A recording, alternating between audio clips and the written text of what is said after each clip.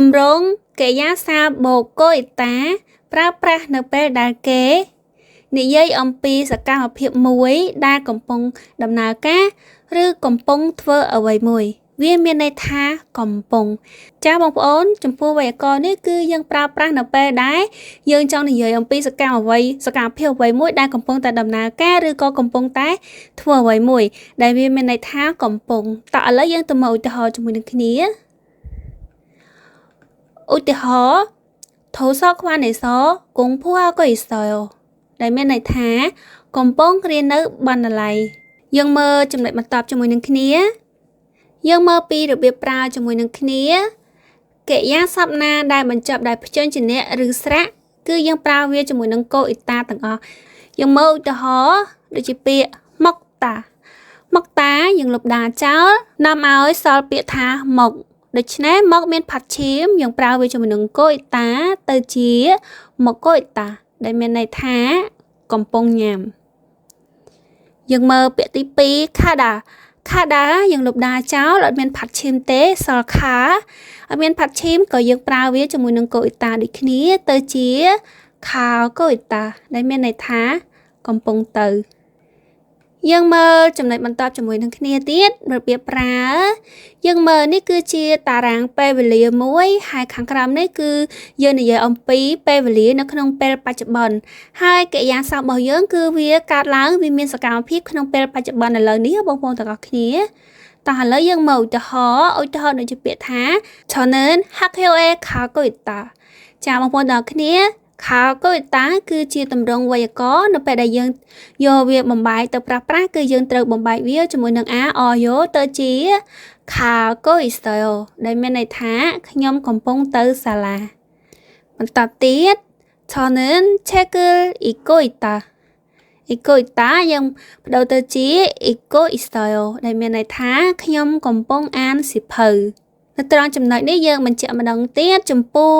កិរិយាសព្ទទាំងឡាយណាដែលបញ្ចប់ដោយស្រៈក៏ដោយព្យញ្ជនៈក៏ដោយគឺយើងអត់សំខាន់ទេគឺយើងប្រើវាជាមួយនឹងកូអ៊ីតាទាំងអស់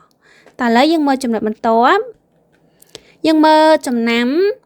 យើងអាចប្រើប្រាស់ទម្រង់កិរិយាសព្ទបូកកូអ៊ីតាក្នុងសកម្មភាពដែលកើតឡើងដដែលបានផងដែរចា៎បងប្អូនទាំងអស់គ្នានៅត្រង់ចំណុចទី1មិញគឺយើងបាននិយាយថាទម្រង់កិរិយាសព្ទកូអ៊ីតាគឺយើងប្រើប្រាស់នៅក្នុងពេលបច្ចុប្បន្នហើយយើងប្រើប្រាស់នៅពេលដែលយើងចង់និយាយអំពីសកម្មភាពមួយដែលកំពុងតែដំណើរការឬក៏កំពុងធ្វើអ្វីមួយប៉ុន្តែនៅត្រង់ចំណុចនេះក៏គេចង់បញ្ជាក់ថាទម្រង់កូអ៊ីតាហ្នឹងក៏យើងអាចប្រើប្រាស់ក្នុងសកម្មភាពដែលវាកើតឡើងដដែលបានផងដែរយើងមកឧទាហរណ៍ជាមួយនឹងគ្នា저는 매일 저녁 운동을 하고 있어요 ដែលមានន័យថាខ្ញុំកំពុងហាត់ប្រាណជារៀងរាល់ថ្ងៃអញ្ចឹងមានន័យថាសកម្មភាពរបស់យើងគឺកើតឡើងដដែលយើងមើលតារាងពេលវេលាជាមួយនឹងគ្នាពេលល្ងាចហាត់ប្រាណពេលល្ងាចហាត់ប្រាណអញ្ចឹងវាកំពុងតែកើតឡើងនៅក្នុងបច្ចុប្បន្នណាបងប្អូនទាំងអស់គ្នាចា៎បងប្អូនទាំងអស់គ្នាបងប្អូនយល់អត់នៅត្រង់ចំណុចនេះគឺបញ្ជាក់ម្ដងទៀតទម្រង់កិរិយាសព្ទបូកកូអ៊ីតាគឺយើងអាចប្រើប្រាស់វានៅក្នុងសកម្មភាពដែលកើតឡើងដដែលឧទាហរណ៍ដូចជាប្រយោគមួយនេះអញ្ចឹងខ្ញុំកំពុងហាត់ប្រាណជារៀងរាល់ថ្ងៃអញ្ចឹងម្សិលមិញគឺយើងហាត់ប្រាណថ្ងៃនេះគឺយើងហាត់ប្រាណស្អែកក៏យើងហាត់ប្រាណខាងស្អែកក៏យើងហាត់ប្រាណដែរព្រោះវាគឺជាសកម្មភាពដដែលដែលយើងនឹងធ្វើវាបងប្អូនទាំងអស់គ្នាដូច្នេះសូមបងប្អូនទាំងអស់គ្នាចងចាំនៅត្រង់ចំណុចនេះគឺយើងអាចប្រើទម្រង់ verb បូកូអ៊ីតាជាមួយនៅក្នុងកលៈទេសៈណាដែលសកម្មភាពរបស់យើងនឹងកាត់ឡើងដដែលយើងមើលចំណាំបន្តទៀតយើងអាចប្រើប្រាស់ទម្រង់កិរិយាសព្ទបូកកូអ៊ីតាជាមួយទម្រង់គួរសមបដូរពី verb កូអ៊ីតាទៅជា verb បូកូខេស៊ីដាយើងមើលឧទាហរណ៍ 여동생은 책을 읽고 있어요 ដែលមានន័យថាប្អូនស្រីកំពុងអានសៀវភៅតើឥឡូវយើងមើលប្រយោគទី2 할머니는 책을 읽고 계세요 ដែលមានន័យថាលោកយាយកំពុងអានសៀវភៅ នៅត្រង់ប្រយោគទាំងពីរនេះអ្នកទាំងពីរទាំងប្អូនស្រីទាំងលោកយាយគឺអ្នកទាំងពីរកំពុងតែអានសៀវភៅដូចគ្នាក៏ប៉ុន្តែ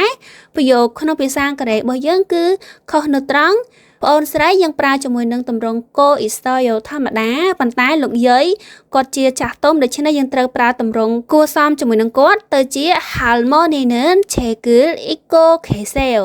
យើងបដូរពី 읽고 있어요 ទៅជា 읽고 계세요 ចា៎បងប្អូនទាំងអស់គ្នាសង្ឃឹមថាបងប្អូនទាំងអស់គ្នាយល់នៅត្រង់ចំណុចនេះចា៎បងប្អូនទាំងអស់គ្នាចំពោះវេយ្យាករណ៍កិរិយាសព្ទម៉ូកូអ៊ីតាខ្ញុំសូមបញ្ចប់ត្រឹមនេះ